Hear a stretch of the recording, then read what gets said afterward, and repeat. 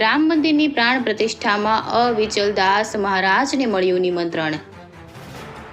સરસા સત કેવલ મંદિરના ગાદીપતિ અને સંત સમિતિના રાષ્ટ્રીય અધ્યક્ષ છે અવિચલ દાસ મહારાજ.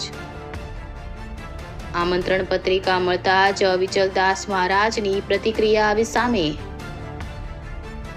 રામ જન્મભૂમિ સંઘર્ષમાં હું પ્રથમથી જ જોડાયેલો છું.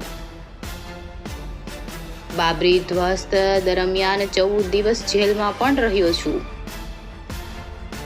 મુલાયમસિંહ યાદવે ક્રૂરતાપૂર્વક રામ જન્મભૂમિ આંદોલન દબાવવાનો પ્રયાસ કર્યો હતો.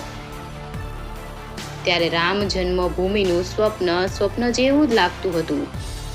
થોડી ઘણી નિરાશા પણ હતી. તે સમયે નાસ્તિક લોકો રાવણ કરતા પણ શક્તિશાળી લાગતા હતા. જો કે આજે રાવણ સેના એકલા યુપીમાં નહીં પણ સમસ્ત દેશમાં પરાજિત થઈ છે. અયોધ્યામાં નિર્માણ પામેલ મંદિર માત્ર મંદિર નથી પણ રામ રાજ્યનું નિમિત્ત છે. આઝાદીની લડત પણ રામધૂનથી થઈ હતી અને ગાંધીજીના મુખેથી પણ રામધૂન નીકળતી હતી. રામ મંદિરના પ્રાણ પ્રતિષ્ઠા અવસરમાં જવાનો મોકો શબ્દોમાં વર્ણવી શકાય નહીં. રિપોર્ટર અલ્પા પટેલ.